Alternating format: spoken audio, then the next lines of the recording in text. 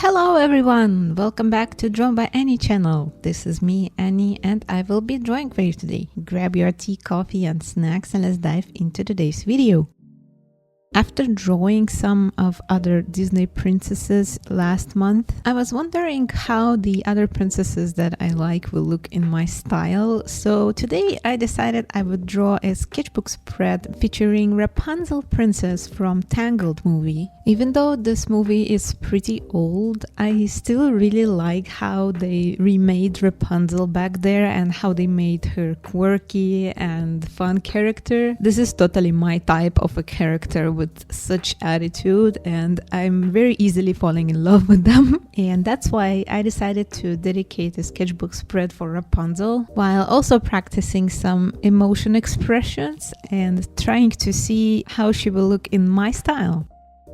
I'm drawing this artwork in Talent's Art Creation sketchbook. It's A5 format and it's intended for mixed medium. And this artwork is going to be completed in a mixed medium technique. Surprise, surprise!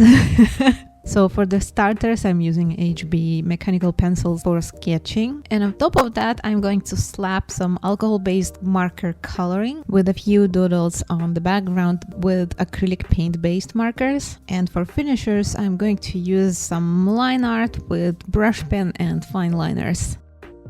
Also, in order to help with bleeding, because alcohol-based markers tend to bleed a lot even if I'm using a mixed medium sketchbook. So in order to prevent the bleeding to the next page, I am placing a special protective sheet that I believe has a name, but I have no idea what's the correct name is, so I'm just gonna call it blotter.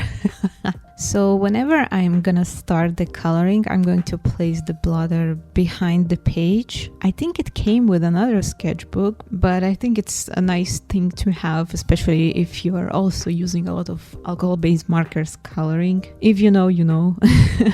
But anyway, this is for later, and for the starters, I'm sketching out 3 bases for heads and demonstrating the emotions that I want to practice. I used some references that came from the movie, and I liked those 3 the most. The one that is like, you know, asking for something pretty please. The other one that is a shocked or like sudden realization face expression. And the third one like a little shy or dreamy about something. I guess these 3 emotions are the most popular and relatable for Rapunzel.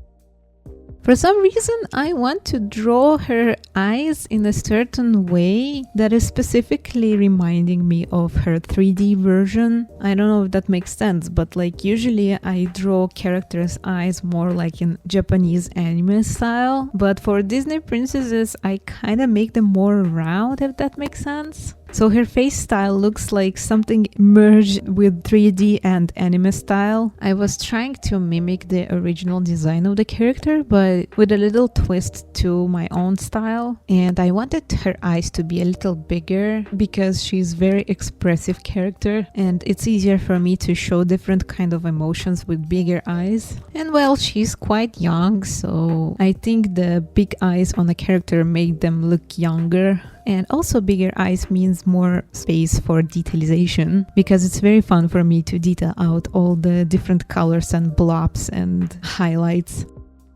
For the color palette, I didn't really think long about, but I was just referencing the original colors from the movie, which are mostly pink and purple, and some green for the contrasting part. There was also a lot of gold colors, especially with her blonde hair, but also some details and patterns on her room and on her own paintings, and you know, the lanterns and references to the kingdom that she is originally coming from. So I didn't think long before putting some colors on the background and doodling with golden marker on top of that, just to fill in the empty spaces of the page, and the spread looks generally more complete with such decorations. I remember in my old sketchbooks I have seen a lot of empty space, even though I took like most of the page with the main focus drawing. It seemed a little unfinished or empty because it was kind of floating in vacuum. So in order to to prevent this feeling of emptiness, I decided that I will start filling background with even just a random color. It already looks a little better. But on sketchbook spreads like this that is featuring like one specific character, I'm trying to also draw or doodle out something that is kind of relatable to this character. For example, on this sketchbook spread, I decided that I would sketch out her favorite pan and also the crown that she's been unknowingly the owner of and also her little animal friend, chameleon. It's the first time that I ever drew a reptile, so don't judge me too much on it. Now I really want to learn how to draw reptiles because I love reptiles. This is one of the reasons that one of the race in my fantasy setting is actually made of bearded dragon, but they're still humans, so I don't count this as drawing a reptile, but I will talk about it in one of the Lyria related videos. So if you're interested in my fantasy art project, you are welcome to join this channel and look forward to my future videos, and also check out my original art videos. I have drawn a lot of artwork regarding my fantasy world named Lyria. Yeah, oftentimes drawing a fan art or their props or something related to the fan art character oftentimes sparks a creativity or idea for my own original art, and that's why I love drawing fan arts as well. They don't require too much of the mental energy, but they oftentimes give me back a lot more than I spent drawing the fan art. So yeah, if you want me to draw one of your favorite characters, drop their name and the show that they're coming from down in the comments, and I will try and make a fan art of them for you. By the way, do you prefer drawing fan arts or your own original characters, and why? I've seen a lot of artists speaking about this topic and saying that drawing fan arts actually doesn't bring much audience or interest towards original art of the artist, and on the other hand, others say that it's better to draw original characters rather than fan art because fan art isn't the real art, quote unquote. For me personally, I'm something in the middle, so I draw both fan arts and my own original characters because I love drawing characters in general. And no matter what I draw, it will bring me benefits one way or the other, because the only thing that will not bring any benefit is not drawing. And especially for a lot of artists that are hobbyists, me included, who are just there to enjoy the art process and, you know, have fun with their medium, I don't see nothing wrong with just having fun and draw characters that you actually like. No matter if it's like an existing show character, fan art, or your own original character. If it brings you joy, then just draw it. I'm gonna redo the Nike's logo with this motto now.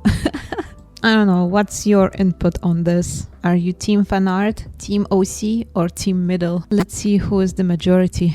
And for now, I think I'm going to be done with this sketchbook spread. I really enjoyed doing it, and I had a lot of practice with the expressions, just like I intended. So I hope you also enjoyed the process with me. If you want me to draw any other specific Disney princess, you can leave your suggestion down in the comments. Thank you so much for joining me in this video. If you want to support my work, you can like and subscribe to this channel, and also leave your comments down in the comments. Wishing you a productive day ahead, and I hope to see you in the next one. Bye bye.